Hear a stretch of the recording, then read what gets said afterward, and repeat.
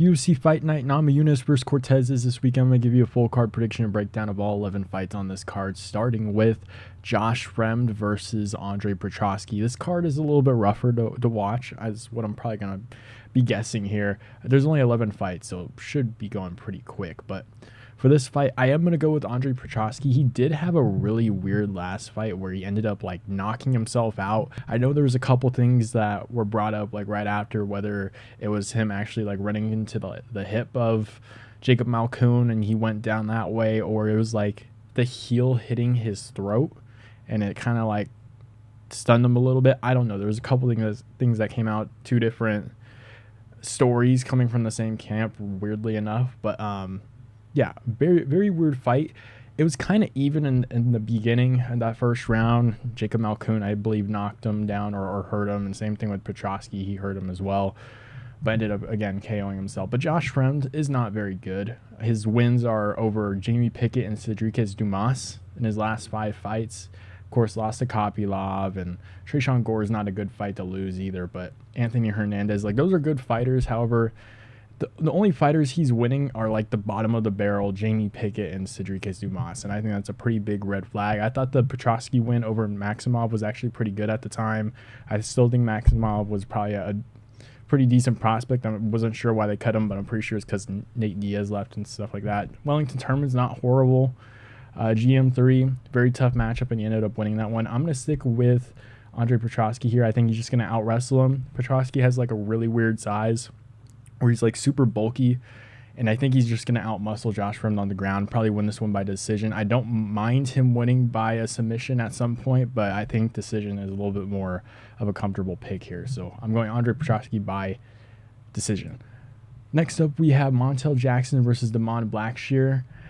People are taking Montel Jackson. I think I'm going to end up going with Damon Blackshear. I like Damon Blackshear's grappling. He seems relatively strong. Like, he hung in there with Farid Basharat, which I think is a pretty good test for him, because we know how talented the Basharat brothers are. I know Javid just lost a fight recently, but Farid looks pretty good as well. Montel Jackson, I will say, after watching some of his fights, a guy who's a dominant wrestler and grappler, he does tend to struggle a little bit. Like, they do tend to have quite a bit of success against him, and I do think Blackshear, who's a guy that got, what, the second or third ever twister in the UFC, going on a week's notice after that and making it kind of tough for Mario Batista. I thought Batista won that one relatively clearly. When I rewatched, I thought he did way more damage, but he put up a really good showing against Mario Batista, who's actually looking really good. I think he's like top 15 ranked at this point, so I think Blackshear is pretty good, especially for an unranked guy. And when you look at Montel Jackson, I mean, JP Bays, you take him to a decision, I think that's definitely a little worrying. Like, the guys he finishes, what, Ronnie Yaya and Jesse Strader, like, obviously you should be finishing those guys, but I don't know, it's kind of a red flag. He's a little bit too patient on the feet for me. I don't think he's going to be able to finish Damon Blackshear, so I think it just opens up a little bit more opportunities on the ground for Blackshear, who I do think is a little bit of a better grappler in this fight, much younger as well, entering his prime, coming off of 2 pretty decent performances. Well, I would say good performances. Like, a twister is pretty hard to get, and the performance against Mario Batista looked good. 10 months off as well. I'm assuming he's going to be making some big improvements. I'm going to go with Damon Blackshear here. I don't think he submits Montel Jackson, but I think it's going to be a tough, close decision, maybe 29-28. I'm going to go with Blackshear in this one. Moving on, we have Luana Santos versus Mariya Agapova. I'm going to have to go with Luana Santos. Mariya Agapova is kind of like a killer be killed fighter for the women's division, which is actually kind of interesting because it's you don't normally see that with women's fights. Normally they go to decision. In this case, she's either winning by submission or losing by submission. In all of her UFC fights, I think even if you go outside the UFC, I'm pretty sure she went up to Tracy Cortez, went to a decision there, and all these other fights are either her winning by finish or losing by finish.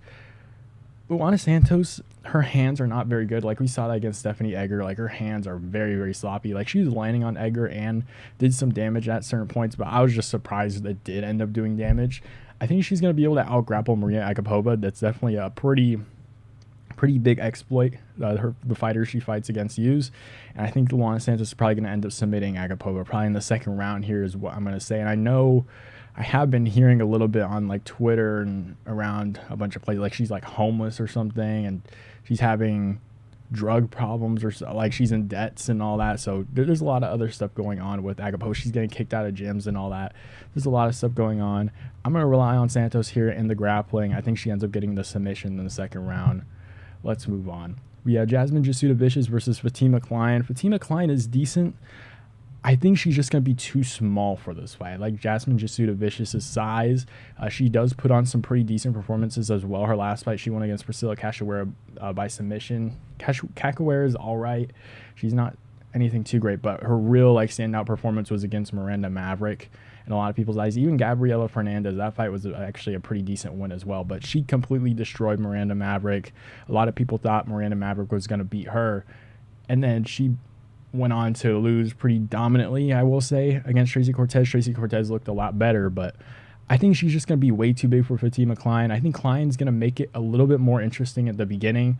Or I do think Jasmine Jasudavicius, who you did see fight a Miranda Maverick, pretty much has a high pace.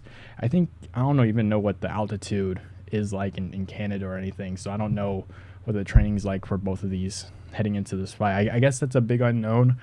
I should probably know this by now with the multiple Salt Lake City main events, and then we got this Denver one, so I probably should have paid attention to that a little bit more. But Jasmine Jasudavicius fights a very high-pressure style, so maybe that might get at her in this one, and maybe she ends up losing, but I do think she's just going to be way too big for Fatima Kline.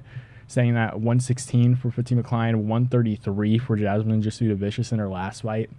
If we're talking, 125, I think Jasmine Jasudavicius is going to be way bigger for this fight. Like, she's just going to control Fatima Kline at certain points, maybe out-wrestle her at certain points, and Kline does grapple a little bit, so maybe it won't head to the ground, but I think Jasmine Jasudavicius will mix everything in and just make it very tough for Kline to fight in this fight. So I'm going Jasmine Jasudavicius by decision in this one. Let's move on. We have Joshua Van versus Charles Johnson. Very interesting fight. I like both of these fighters. However, I do think Joshua Van is going to win on the feet here. He does warm up a little bit more into his fights. Like, he does start a little bit slower, which I do think Charles Johnson will win the first round is what I'll say. But I do think he wins like a 29-28 decision. Charles Johnson's made his name basically just being super active, and he's a pretty decent wrestler, has decent stand-up as well, like controls really good range on the feet. But I just think Joshua Van's hands just look really good, especially as the fight goes on. He does kind of, again, waver a little bit more in the first round, kind of super calm, just likes to read things. But then I think he's just going to start to land on Charles Johnson in the second and third round quite a bit. So I'm going to go Joshua Van, 29-28 decision here. I don't think he finishes Charles Johnson. Charles Johnson is actually pretty durable, 33 years of age. He will be 11 years older than Joshua Van. I'm going to end up going with Van. He does have a 5-inch reach advantage as well. So maybe he can stay at range, and maybe the altitude will get at Joshua Van in this fight, but I'm just going to rely on him a little bit more here. 29-28 decision. I think he gets going in the second and third round. So let's move on. We have Cody Brundage versus Abdul Razak-Alhassan. Oh boy. I'm going to go Abdul Razak-Alhassan in this fight. I think he's got more finishing ability. Cody Brundage is just a guy I can't be confident in at all. I guess he kind of got that finish against Zach Reese by slamming him to the ground. A lot of people thought Zach Reese was going to beat him, and Zach Reese got a nice finish after that. So welcome to middleweight, I guess. I mean, I don't even know. I can't even make sense of it. I mean, he beat Jacob Malkoun by getting lucky is what I'll say, and I guess Jacob Malkoun looks decent these days, but Bo Nickel, he kind of hung in there. There's guys that you'll see against pretty good prospects who just try to fight not to lose necessarily, or like try to give up positions. Like you saw Neil Magny versus Shavkat. It was really frustrating to watch. It's just, all right, let's just get this thing over with. That's kind of how I felt against Cody Brundage and Bo Nickel. I think Abdul Razak-Alhassan is kind of like, I don't want to say he's similar to Cody Brundage, but he's a guy you can't really rely on either. But I just think the power, and Alhassan is just going to be the difference maker here. I know Brundage can wrestle a little bit, but I'm a little bit more confident in the power of Alhassan for this fight. I'm going to go Alhassan by finish. I don't mind a Brundage pick here.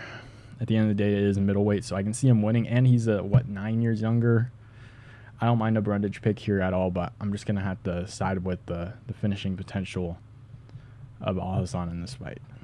Up the card, we have Christian Rodriguez versus Julian Erosa. I'm going to have to go Christian Rodriguez. I mean, I'm not going to get into them. Well, maybe I'll briefly touch on it. But Christian Rodriguez is a very annoying fighter because he couldn't make weight at bantamweight is what it was. He couldn't make weight at bantamweight, destroyed 2 prospects, or ended 2 prospects' hypes. Like Raul Rosas Jr., he beat Raul Rosas Jr. and then beat Cameron Simon, kind of put them off track a little bit. And then kind of just got lucky against Isaac Dolgarian. It's just, Christian Rodriguez is a very lucky guy, I will say.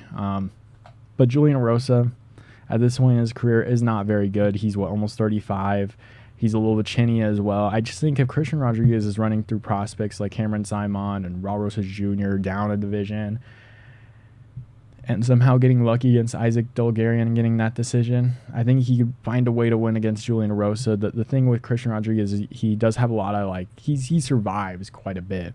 And I do think he's actually, he's a little bit talented as well, outside of his durability. I think he's just going to be able to land on Julian Erosa and probably get the finish in the 2nd or 3rd round by TKO is my guess here. I can see him finding the chin on Julian Erosa in this fight. It is at altitude as well, so Julian Erosa tries to somewhat make this one like a decent scrap. I do think he'll probably tire out a little bit more. Christian Rodriguez, I think, is a little bit more of a... He's not going to have a ton of high output. So I'm going to trust Christian Rodriguez here. I think he's going to get the TKO finish. I think he's going to be able to land on Julian Erosa. Erosa gets hurt and then just finishing him up on the ground. So moving on, we have Gabriel Bonfim versus Ange Loosa. I do really like Gabriel Bonfim. He's one of my... or I would say was, depending on his performance, we'll see what it looks like. But there's a big wave of welterweight prospects rising up within the past year and a half, which I was pretty interested in, and he's definitely one of my favorites. It was the running thing in my brain, whereas Ismael Bonfim versus Gabriel Bonfim, like who's better? And at the same point, they both kind of lost, weirdly enough, and looked kind of bad doing it as well. Like Ismael Bonfim, I think, lost to, Benoit Saint Denis, I want to say. Yeah, he lost to Benoit Saint Denis, and then Gabriel Bonfim lost to Nicolas Dalby. So I guess losing to Benoit Saint Denis isn't that bad. But Gabriel Bonfim looked pretty good early on against Nicolas Dalby, but ended up gassing out, and which is why this one's I don't want to say it's tough to predict, but I can see how some people, the 7%, would choose maybe an Ange Loosa to get an upset, because Gabriel Bonfim is very much high output, very explosive, finds the finish early on, and you can see how that could possibly be a problem at high altitude. So I am going to go with Gabriel Bonfim. I think he's just going to be better than Ange Loosa, just land early on and hurt Ange Loosa and end up getting the finish early. Because against Brian Battle, Brian Battle was landing pretty good, and Brian Battle is another guy that's a lot taller. I think Gabriel Bonfim's more athletic, I will say. I just think the height and the reach advantage, I guess it's not necessarily a reach advantage. He has a 1.5-inch reach advantage. But I think the height and the size of Gabriel Bonfim will just be a little bit too much for Ange Loosa. I think he's going to land early on. I think he's going to hurt Loosa. I think Loosa's probably going to freak out a little bit more and start to breathe a little bit heavier trying to recover. And I do think he's going to tire out that way. So I don't think Gabriel Bonfim should be jumping any submissions or anything. I think he wins this one by TKO. I think he lands pretty good on Ange Loosa early on. Gets the finish at the end of the first round here by TKO. So I'm going to go Gabriel Bonfim round 1 or late round 1 TKO. In that one, we have Drew Dober versus Gene Silva. I think Gene Silva's taking this one on short notice. I can't remember who was Drew Dober supposed to fight first. It was Mike Davis. Oh, that was actually a really good fight, but Mike Davis pulled out. Gene Silva's taking this one on a week's notice. He was fighting Charles Jourdain, I guess is how you say his name, last week at 145. Now he's moving up to 155 to take on Drew Dober, who's pretty dangerous. People are taking Silva here. I don't mind it because we have seen featherweights move up to light, or even just in any division in the UFC. The lower weights are more technical, faster, and you see them move up and they have a lot of success. So I can kind of see that, and Gene Silva does have the power, but that's at 145, and I think Gene Silva actually missed weight in his last fight as well. So I guess he's just doing favors for the UFC. I guess depends on what division he looks at after this, I guess. But I think I'm going to go Drew Dober. Had the full training camp at 155, trains in Denver. I'm going to trust him a little bit more here. Has a really good chin as well. I know he got KO'd against Matt Frevola ended up getting the finish after against Ricky Glenn, which is pretty much a layup at that point. And then lost to Hanato Moicano, just got completely out-grappled. I don't think Gene Silva's going to out-grapple him, especially at like high altitude. Just doesn't make any sense. And Gene Silva does gas out in his fights. I know that's at 145, so maybe it might be different at 155, but Gene Silva is a very explosive dude. We never really got to see him gas out against Carlos Jourdain, but I noticed in his fights before then, Weston Wilson, that one ended pretty early. But against Vallejos, he did start to tire out in moments where I do think he did show a lot of explosiveness. So I think he's going to tire out after the first round here. I think Drew Dober is going to take the damage early on, but I do think he's going to end up finishing Gene Silva maybe in the second or third round. Well, maybe not even finish him. I'll say third round TKO if it gets there. I can see Drew Dober catching Gene Silva on the chin. I can see Gene Silva catching Drew Dober on the chin, and maybe Dober's chin is just kind of done. 35 years of age, almost 36. He's getting older. Got TKO'd or KO'd by Matt Frevola for the first time in a very long time. I'm going to go with Drew Dober here. I'm going to play it a little bit more safe after last week. So I'm going Drew Dober late round finish after Gene Silva gasses out a little bit more. So let's move on. We have Santiago Ponzinibbio versus Muslim Salikhov. I'm going to have to go with Santiago Ponzinibbio. I mean, Muslim Salikhov's 40 years of age. I bring up his age after pretty much every single one of his fights. At some point, I figured he's probably going to go on a losing streak, and I guess that's kind of where we're at now. Lost to Nicholas Dalby by decision. Lost to Randy Brown by KO. Before then, beat Andre Fialho, which I can't remember if I took Fialho. I think I did. But I do think Santiago Ponzinibbio has looked decent in his last couple of fights. I know he's getting older, and you do kind of worry about his chin, and Muslim Salikhov kind of has some of these performances where he looks pretty good and has that power to be able to KO someone like Santiago Ponzinibbio. So I don't mind a Muslim Salikhov pick here. But I'm going to trust Ponzinibbio. He had good moments against Kevin Holland until he got finished, and then was pretty... if I'm remembering this correctly, I think he wasn't doing too well against Morono and then ended up getting the finish against Morono, because I think Morono took that one on short notice is what I want to say. But he has had some losses. Michel Pereira split decision, Jeff Neal split decision, which aren't bad losses to have, especially by split decision. I'm going to go Santiago Ponzinibbio. He's a little younger. He's going to have a 3-inch reach advantage. And I do think at this point in his career, he has looked a little bit better than Muslim Salikhov. So I'm going to go Santiago Ponzinibbio. I don't think he wins by KO. I'm going to say decision. I think they both kind of hang in there, but I can definitely see a KO for either one of these fighters in this fight. So let's move on to the main event. We have Rose Namajunas versus Tracy Cortez. I want to pick Tracy Cortez here. I think she does have the skill to beat Rose Namajunas, but this is at altitude in a 5-round fight where Rose Namajunas was absolutely prepared for this date. I think Tracy Cortez was supposed to fight Miranda Maverick. When was this? In July 29th. So this was a couple more weeks away, and it was a 3-rounder. So now you're just worrying about a 5-rounder. So it's just a completely different fight here. Rose Namajunas trains at altitude, so she's going to be ready for this one. I do kind of wonder where Rose Namajunas will kind of find her... I don't even know, find her success in this fight, because I do think early on Tracy Cortez is going to look really good.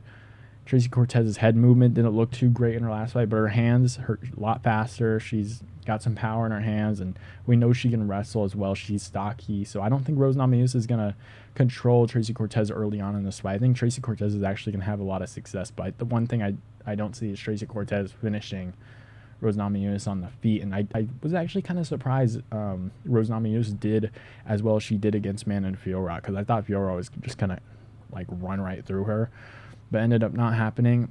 I just think in a 5-round fight at altitude, we're looking at the later rounds here for Rose Namajunas. I think I can see Tracy Cortez winning the first 2 rounds and Rose kind of just going on a run, and we'll see Tracy Cortez in the 4th or 5th round just panic shooting because she's just super tired, and Rose Namajunas will land a couple punches. Tracy Cortez will take a bad takedown, and Rose Namajunas will kind of sprawl it and turn it over a little bit more and land some punches. Maybe she plays it safe and goes for the decision win here, because it does seem like she has been playing it a little bit more safe in her more recent fights. I'm going to go Rose Namajunas. And this is what, Tracy Cortez's first 5-rounder at altitude on like shorter notice, not expecting like a 5-round fight. I don't like it for her. I think Rose Namajunas potentially could get a late round finish, but I could also see her playing it super safe, like a 48-47 decision, or maybe even 49-46. I do think Tracy Cortez looks really good early on. However, I don't see Tracy Cortez finishing Rose Namajunas. But again, we saw her take, what, a year and a couple months off from that Melissa Gatto fight.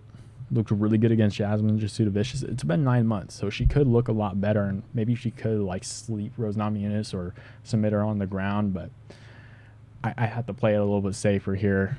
I want to pick Tracy Cortez. However, I think it's just hard to pick Tracy Cortez when everything's kind of against her in this fight. So I'm going to go Rose Namajunas, either super late round TKO, not by Tracy Cortez's chin going out, but more of her just being super tired and just not being able to fight, or a late round decision where Rose Namajunas plays a little bit safer. So that's my pick for this card. Let me know who you guys have down below in the comments in the main event, and I'll see you guys.